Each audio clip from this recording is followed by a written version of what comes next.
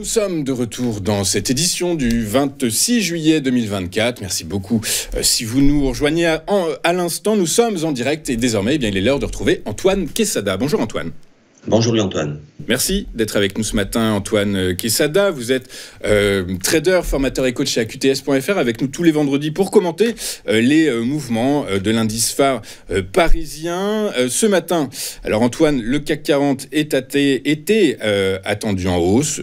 Il navigue actuellement en territoire positif, plus 0,15%, mais pour autant, à 7437 points, mais pour autant, il est toujours sous les 7500 points, du coup, par la force des choses. Est-ce que cette zone de latéralisation que vous avez identifiée va se poursuivre? Eh bien, écoutez, Louis-Antoine, il ne vous aura pas échappé qu'hier, au plus bas de la séance, nous avons, le CAC a touché très précisément les fameux 7341 points que nous avions évoqués ensemble la semaine dernière, qui correspondaient à 61,8% de retracement de Fibonacci, et on l'a tapé au point près. Bon, je pense que ça va militer dans le sens où vous allez finir par apprécier l'analyse technique et devenir un adepte, je l'espère, en tout cas. Donc bref, on a eu cette... Bon, c'est pas moi qui ai eu raison, c'est Fibonacci finalement. Et Fibonacci est tellement suivi qu'il y a le phénomène d'autoréalisation qui se forme. Et ça aussi, ça fait partie de l'analyse technique. Ça aussi, ça fait partie de la psychologie des marchés. Ça aussi, ça fait partie des choses qui peuvent permettre de gagner ou de perdre sur les marchés. Donc ce sont des informations utiles, quand on les maîtrise un tant soit peu, même si ça ne sera jamais une science exacte, ça met de la probabilité en faveur des investisseurs qui les utilisent. Bon, ça c'était un petit aparté. Donc ce petit rebond qui a eu lieu hier au contact donc précis des 61,8, et vous savez à quel point le 61,8 est un niveau majeur, puisque si on venait à le casser en clôture, bon là il s'agit d'un graphique en hebdomadaire, donc la clôture, si elle devait se faire en dessous, elle devrait se faire en hebdomadaire, c'est-à-dire en fin de vendredi en fait. C'est aujourd'hui, c'est pas, voilà, on n'est pas vraiment concerné par la chose puisqu'on a eu affaire à un rebond qui a redémarré hier, et ce rebond se pose également sur la fameuse oblique baissière ici en noir. Vous voyez, c'est cette conjonction d'éléments qui donne la probabilité. Après, je ne pense pas que ce rebond soit très très puissant. Je pense que pour le moment, il y a eu aussi pas mal de rachats de short, je pense. Mais en tout cas, le CAC a eu la meilleure réaction possible hier au contact précisément de ces fameux 7341 points. La meilleure réaction, c'était donc de rebondir dessus. Il ne l'a pas fait avec une grande violence au tout début, mais elle s'est poursuivie tout au long de la fin de la séance. Je dirais toute l'après-midi a été une partie de rebond de plus en plus marquée. Alors, pour répondre à votre question, on va passer sur le graphique en journalier. Donc, en journalier, vous voyez la dernière bougie ici à droite, qui est la bougie d'hier. Elle a une jolie forme qui s'appelle un marteau. Elle est facile à reconnaître. Il y a un petit corps haut, en vert, et une longue mèche. Et cette longue mèche, elle est venue s'appuyer ici. Bon, le 61,8 qu'on a vu sur l'hebdomadaire, mais ici, elle s'est appuyée sur le 161,8% d'extension de la fameuse figure en épaule-tête-épaule dont j'ai parlé à plusieurs reprises, enfin par le passé, qui date déjà de plusieurs semaines. Mais donc, tout ça, c'était une conjonction d'éléments. Et cette réaction, donc, qui s'est démarrée hier et qui a formé cette jolie figure, qui pourrait peut-être même être l'amorce d'une divergence haussière, mais il est beaucoup trop tôt pour le dire, parce qu'il faudrait franchir certains niveaux à la hausse. Et là, j'essaie de répondre à votre question. Il est trop tôt pour affirmer que ce support va être solide, mais les éléments que vous avez donnés en préambule, des éléments d'ordre fondamental, viennent militer, une fois de plus ici, sur les éléments techniques. Donc la conjonction des deux pourrait nous laisser entendre qu'en tout cas, je pense que momentanément, ce support, cette zone des 7350, 7341, devrait se maintenir. Et je dirais que si aujourd'hui, le CAC parvenait à clôturer, là, à l'instant où je vous parle, on est à plus 0,09. C'est en clair, on est quasiment sur le niveau de clôture d'hier, c'est-à-dire 3 fois rien de hausse. On est sur 7432 points. J'allais vous dire que si le CAC aujourd'hui pouvait se payer le luxe de clôturer, ne serait-ce qu'au-dessus du plus haut de la bougie d'hier, c'est-à-dire ne serait-ce qu'au-dessus des 7430 points, ce serait plutôt de bon augure pour une stabilisation tout au moins latérale cette fois-ci, mais un cran en dessous de ce qu'on a vu par ces dernières semaines, et qui pourrait donc permettre, dans les jours qui viennent, peut-être d'amorcer un rebond un petit peu plus conséquent. En tout cas, on est sur une zone critique.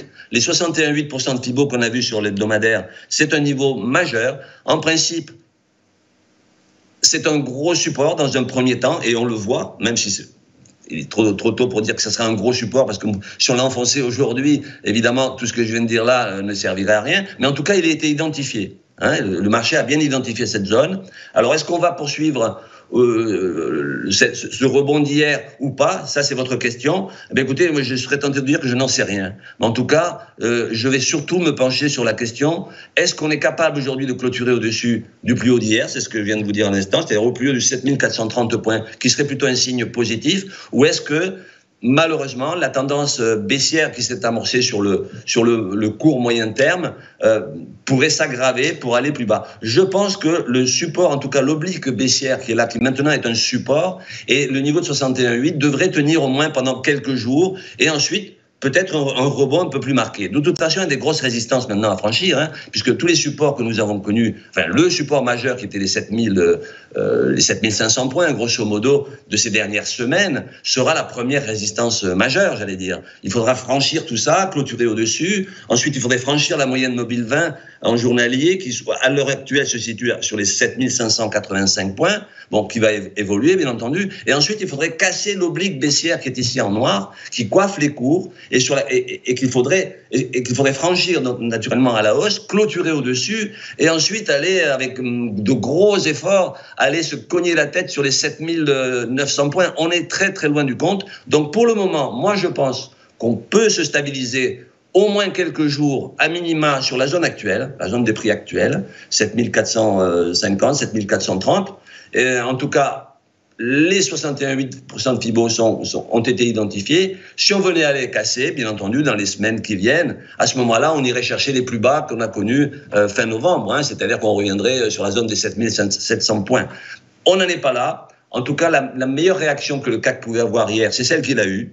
Hein, et il le fait avec une jolie figure qui est un marteau, qui est une figure qui montre que sur ce niveau-là, il y avait des acheteurs. D'ailleurs, c'est ce que j'avais évoqué ces derniers jours. Je supposais qu'en cassant les 50%, qui était déjà un gros support, on allait naturellement aller vers les 61,8. Bon, je ne pensais pas qu'on le ferait au point près, mais bon, Fibo est quand même très, très utilisé, même par ceux qui ne le disent pas, qui l'utilisent. Moi, je l'utilise à mort, j'allais dire, parce que c'est un outil hyper puissant quand on l'associe, bien entendu, à des éléments graphiques, techniques, et pas simplement Fibo. Il faut savoir aussi le positionner, etc. Donc, bref, je pense, en tout cas, et je ne suis pas devin, que ce niveau-là devrait tenir au moins quelques jours. Au mieux, on ira rebondir pour aller chercher les 7500 points qui étaient le gros support qui deviendra la grosse résistance. Et pour le reste, ben écoutez, advienne que pourra.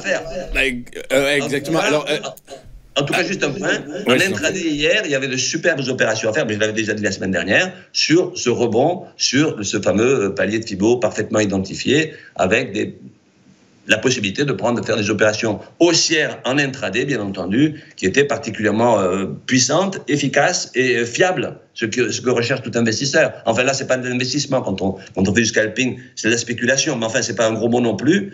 L'idée, quand on est tous sur les marchés, c'est pour gagner de l'argent, hein, c'est pas autre chose. Donc, voilà, les niveaux techniques, en tout cas, pour le moment, ils sont puissants et ils sont relativement fiables. Écoutez, ouais, non, mais c'est vrai, vous avez raison. Et Antoine, vous avez bien fait. Alors, j'ai pas répondu à votre première petite phrase. Effectivement, l'analyse technique en ce moment, actuellement, démontre tout l'intérêt qu'on peut lui porter. Ceci étant, quel est votre scénario? Alors, c'est très intéressant parce que cette semaine, nous avons eu deux intervenants aux avis totalement opposés. Pour l'un, le risque est prégnant. Pour l'autre, pas de panique. Du coup, vous êtes plutôt de quel côté? Moi, je suis du côté de Fibonacci, vous voyez. En clair, si on casse en clôture les 7341 points, c'est-à-dire les 61,8, on ira chercher les plus bas, très probablement. On ira même chercher les 7700 points, les plus bas de novembre. Mais je pense, mon sentiment est que ce niveau va tenir. En tout cas, pour les semaines qui viennent. Donc, je pense que momentanément, on a fait un point bas qui devrait se maintenir. Hein, voilà ce que je pense. Okay, je pense que les 61,8 vous êtes plutôt dans le camp des optimistes, du coup. Oui, bien que, rappelez-vous, j'étais depuis les plus hauts historiques, les derniers plus hauts, je vous avais dit, on n'ira pas chercher les plus hauts tout de suite. Et je vous avais déjà montré les faiblesses du CAC, ça fait des semaines que je vous parle de cette faiblesse du CAC, qui a mis du temps à se matérialiser, qui nous a ramené sur 50% de retracement et qui maintenant nous a ramené sur le niveau le plus puissant, je dirais, les 61,8. Donc j'étais déjà assez pessimiste sur le court terme, en disant qu'il était très probable que l'on descende, et c'est ce qui s'est produit. Et maintenant, je suis pas pessimiste au point de penser qu'on ira beaucoup plus bas très vite. Hein, donc je pense qu'on va très certainement se stabiliser sur la zone actuelle. Et encore une fois, je ne suis pas devin, je me guiderai à Fibonacci. Et si on venait à clôturer, pour moi, c'est ça, d'un point de vue du moyen long terme, c'est la clôture sous 7341 points, c'est-à-dire exactement le point bas qu'on a tapé hier, qui correspond au point près, comme je l'ai dit, à 61,8. Et vous savez l'efficacité de tout cela maintenant, Louis-Antoine. Donc une clôture hebdomadaire, je dis hebdomadaire, je ne dis pas en séance, on peut parfaitement clôturer en dessous aujourd'hui, et ça ne sera pas pour autant...